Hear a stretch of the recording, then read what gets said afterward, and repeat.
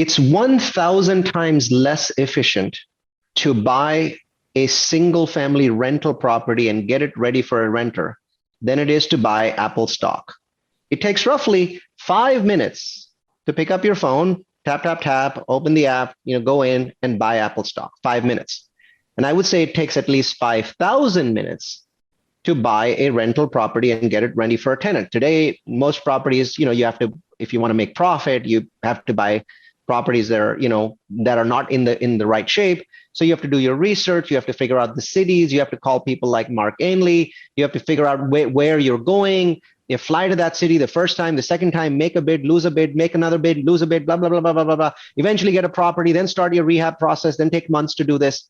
I think I'm being extraordinarily generous when I say that it takes 5,000 minutes to buy and rent a property as compared to 5 minutes to buy Apple stock. So the biggest advantage and the biggest disadvantage of real estate are the same.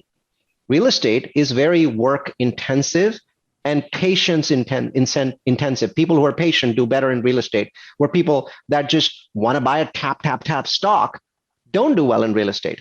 It's also the biggest benefit of real estate because there's so many people unwilling to do that work that real estate has always got a premium. That's why over the last 10 or 15 years, over any 10, 15 year time frame, real estate beats stocks in terms of overall returns, correct? That's about to change for better and for worse. So tokenization is the process of turning real estate into stock.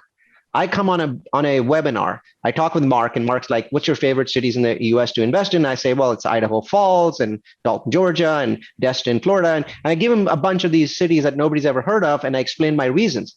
And so now someone's listening to that podcast.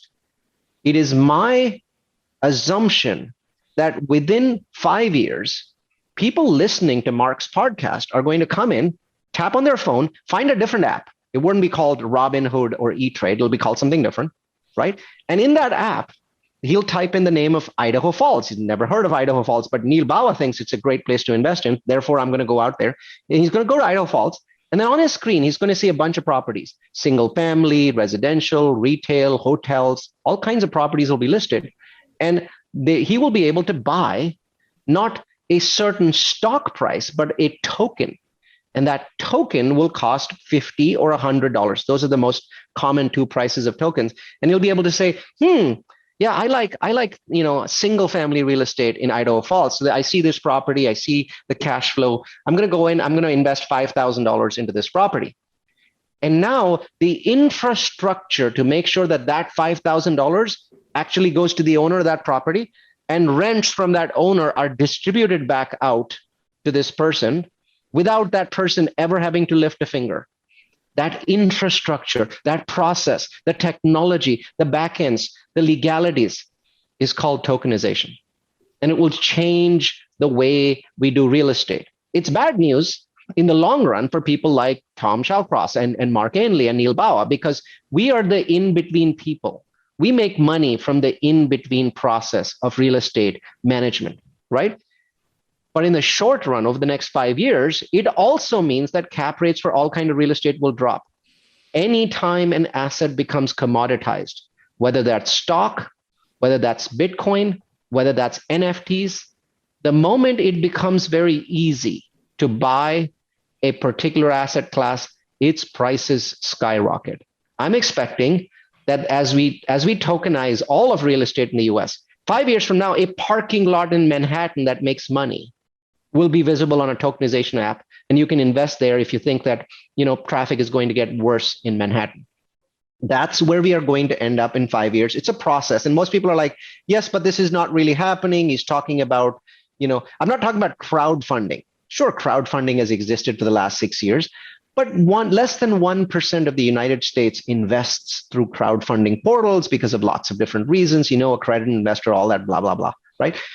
This is the concept of basically having an app where hundreds of thousands of different types of properties are in there. Airbnb properties are in there. You just choose to invest in whatever catches your fancy and your paradigm. That's where we end up in 5 to 10 years. In 5 years, we'll be there. In 10 years, that is the primary way in which people will buy real estate.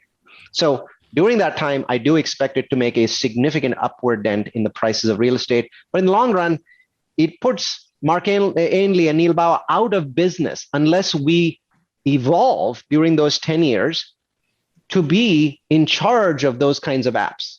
And anybody that thinks that won't happen, just Walmart, Amazon, how many thousands or tens of thousands of in-between brokers did Amazon and Walmart put out of business? Is there any reason it wouldn't happen with real estate? I can't think of one.